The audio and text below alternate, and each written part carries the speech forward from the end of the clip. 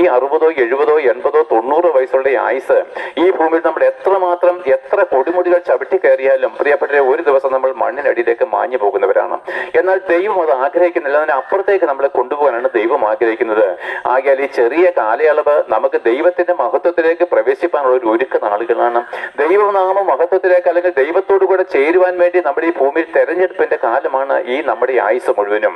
ആകയാൽ പ്രിയപ്പെട്ടവരെ, കർത്താവായിരിക്കുന്ന യേശുക്രിസ്തു ക്രൂശിൽ മരിക്കുമ്പോൾ ഞാൻ പറഞ്ഞല്ലോ നമ്മുടെ വീണ്ടെടുപ്പ് വിലയാണ് എന്ന് വെച്ച് കഴിഞ്ഞാൽ നാം ദൈവത്തിന് മുമ്പിൽ നഷ്ടപ്പെട്ടു പോയ ജനമാണ്.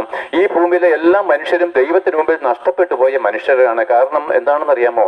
നമുക്കറിയാം, ആദം ചെയ്ത പാപത്താല് എല്ലാ മനുഷ്യരും ആദമിന്റെ രക്തത്തിൽ പിറന്നത് വഴി എല്ലാവരും പാപം ചെയ്ത് ദൈവതേജസ് നഷ്ടപ്പെട്ടവരായിരിക്കാലും സ്വർഗം പോലും നിർമ്മലമല്ലാത്ത ദൈവത്തിന്റെ മുമ്പിൽ അത്രമാത്രം പരിശുദ്ധനായിരിക്കുന്ന ദൈവത്തോടുകൂടെ നമുക്ക് വാസം ചെയ്യുവാൻ നമ്മുടെ പാപം നിമിത്തം സാധ്യമല്ലാത്തതിനാലും നമുക്കൊരു മരണമുള്ളതിനാലും മരിച്ചതിന് ശേഷം ഒരു ന്യായവിധി ഉള്ളതിനാലും പ്രിയപ്പെട്ടവരെ, നമുക്കാർക്കും ദൈവത്തിന്റെ സന്നിധിയിലേക്ക് പാപിയായിരിക്കുന്ന ഒരുവനെ കടന്നു ചെല്ലുവാൻ കഴിയാത്തത് വഴിയും പാപത്താൽ നമ്മൾ ദൈവത്തിന് നഷ്ടപ്പെട്ടു പോയ വ്യക്തിത്വങ്ങളായതുകൊണ്ട് നമ്മളെ വീണ്ടെടുക്കണമെങ്കിൽ നമുക്കൊരു മറുവില മറ്റൊരുവൻ കൊടുക്കണമായിരുന്നു.